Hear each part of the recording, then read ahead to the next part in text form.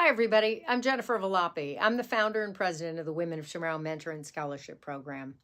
Long before I started this organization, I was a television news anchor, a show host, and an investigative reporter in Miami, New York, Los Angeles, to name a few places.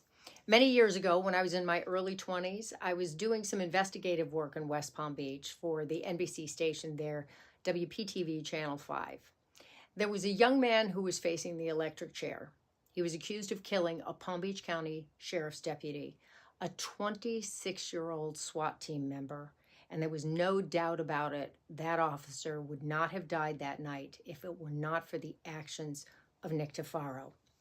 The problem was that while Tafaro certainly caused the SWAT team to be called out, and while he was behaving extremely recklessly, I came into some information that indicated he did not fire the fatal shot.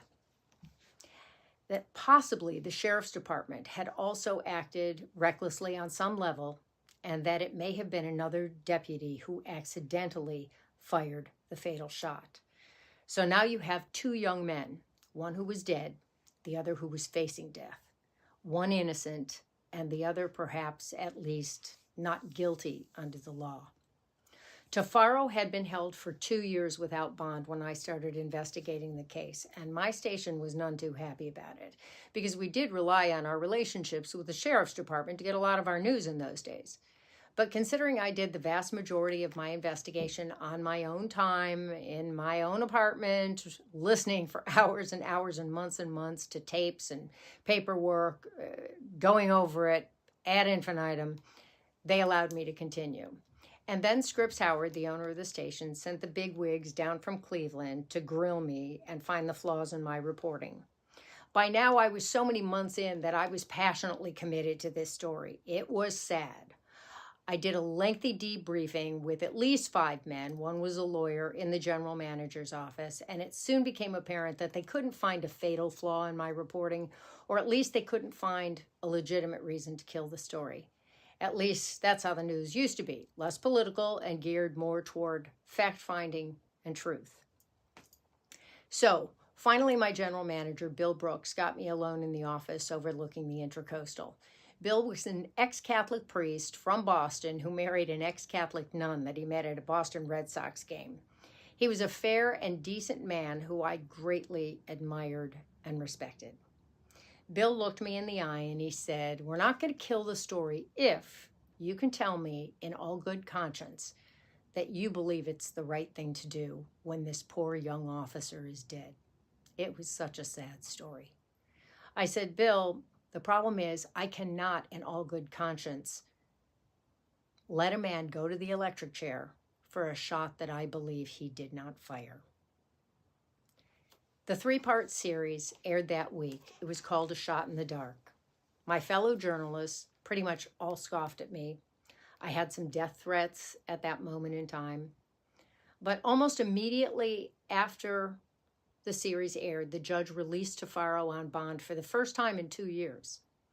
Later, when the case actually went to trial, obviously I was there every day. The other reporters had a poll posted on the press room wall in the courthouse: guilty or innocent. All the votes were guilty, and someone wrote my name in for not guilty, which is, by the way, the only thing the law ever determines. I stayed out of the press room. I avoided congregating with my fellow journalists, and Nick Tafaro was eventually acquitted by the jury, and all the journalists except me were completely shocked. Why? Did I know something they didn't know? Well, partially. I did put in the work to truly understand the case, but mostly because I was not so biased in my thinking that I couldn't hear someone else's side of the story. Oddly enough, we see the same thing happening today. People were absolutely shocked the first time Donald Trump won the presidency, and even more so the second time, despite the fact that he won not only the Electoral College, but also the popular vote by a very high margin. Now, why do I tell you this?